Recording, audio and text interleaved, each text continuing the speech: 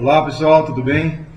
Eu, o Paulo e o professor Diogo viemos aqui trazer uma novidade para vocês, um material muito interessante, didático que a gente encontrou na internet. Então vai ser bem explicativo aí para vocês entenderem mais a respeito da fotossíntese, né? É isso aí, Paulo.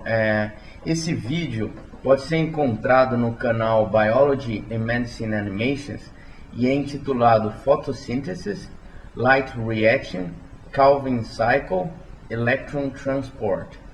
É um vídeo do Dr. Prodigious e vai estar contribuindo, já contribui com um público enorme ao redor do mundo, e a nossa intenção ao passá-lo para o português é poder tornar essa abrangência ainda maior.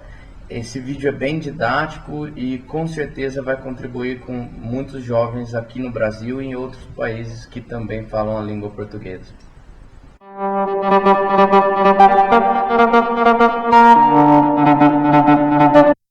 Plantas utilizam para o seu crescimento dióxido de carbono, água e energia.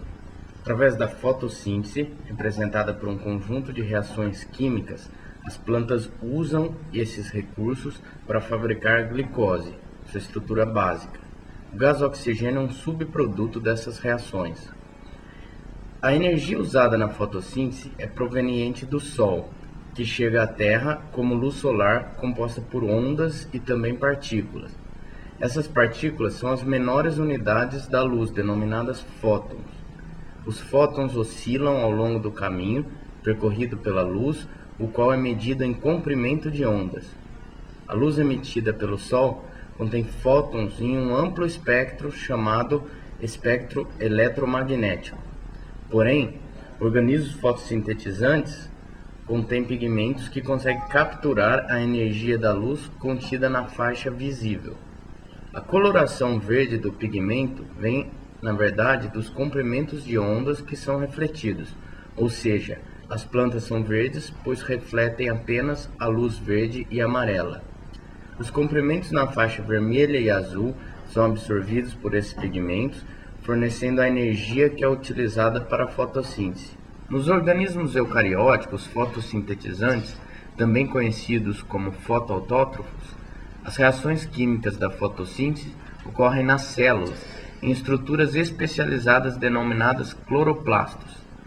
As reações químicas da fotossíntese são separadas em reações dependentes da luz e o ciclo de Calvin. Dentro dos cloroplastos existem estruturas pequenas em forma de moedas, chamadas tilacoides. Estes, por sua vez, são envoltos por um espaço preenchido por fluido, o estroma. É no estroma que ocorrem as reações de síntese de glicose, o ciclo de Calvin. A reação dependente da luz ocorre no tilacoide, onde é iniciada a conversão da energia luminosa até a energia química. Na maioria dos organismos fotossintetizantes, os tilacoides contêm dois fotossistemas lado a lado, o fotossistema 1 e o fotossistema 2, que trabalham conjuntamente na produção da energia que será utilizada no estroma para a síntese de açúcares. Esses fotossistemas consistem numa rede de pigmentos de clorofila localizada no tilacoide e absorvem os fótons da luz. Nesses pigmentos, a energia luminosa absorvida excita os elétrons. Essa energia de excitação é captada pelas moléculas de pigmentos e é canalizada para um centro onde ocorrem as reações na molécula de clorofila. Uma série de proteínas localizadas na membrana do tilacoide transportam esses elétrons. Fótons de luz atingem o fotossistema 1 e 2 simultaneamente. Inicialmente, vamos examinar o que acontece com os fótons que atingem o fotossistema 2.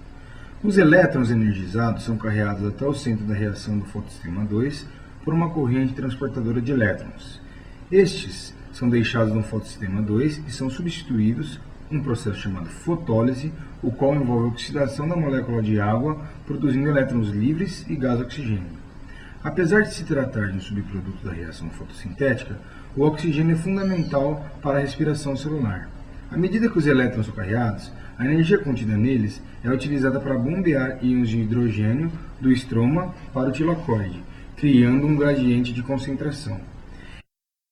Esse gradiente energiza uma enzima chamada ATP sintetase, a qual fosforila o ADP para formar ATP.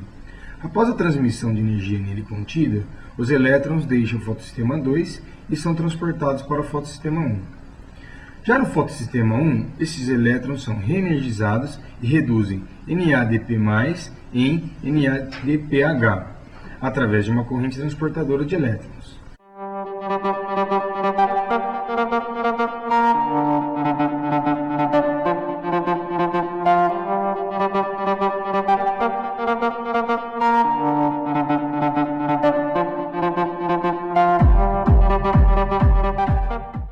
Enquanto o cloroplasto recebe suprimento contínuo de fótons, as moléculas de NADPH e ATP estão sendo fornecidas para o metabolismo no estroma. Portanto, o ATP e NADPH, formados durante a reação dependente de luz, são usados no estroma como combustível para as reações do ciclo de Calvin. O ciclo de Calvin consiste em uma série de reações que reduzem o dióxido de carbono para produzir o carboidrato gliceraldeído trifosfato. O ciclo consiste em 3 passos. No primeiro, onde o carbono é fixado, o dióxido de carbono é combinado com a ribulose 1,5-bifosfato, resultando em um intermediário de 6 carbonos que se separa em 2 moléculas de 3 carbonos cada posteriormente. O segundo passo é uma sequência de reações utilizando elétrons NADPH e alguns do ATP para reduzir o dióxido de carbono. No passo final, a ribulose 1,5-bifosfato é regenerada.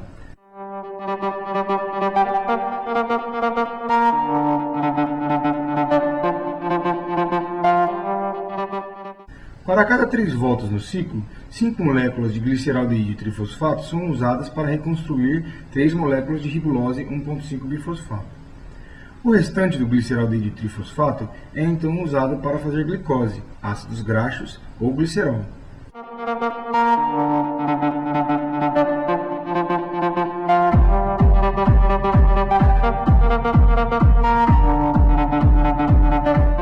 São necessárias 2 moléculas de gliceraldeído trifosfato para a geração de uma molécula de glicose fosfato.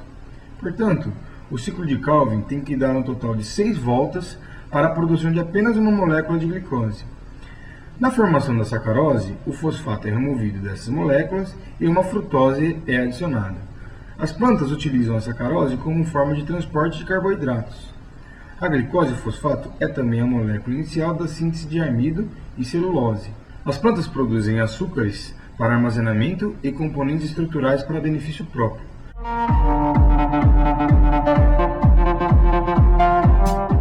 Ao utilizar a energia solar, associada a água e gás carbônico, plantas atuam como fábricas de glicose. Organismos fotossintetizantes são os produtores primários de glicose no planeta. Eles também produzem oxigênio como subproduto da fotossíntese, sustentando as outras formas de vida, fornecendo alimentos e oxigênio para a complexa cadeia alimentar existente tanto na Terra como nos oceanos.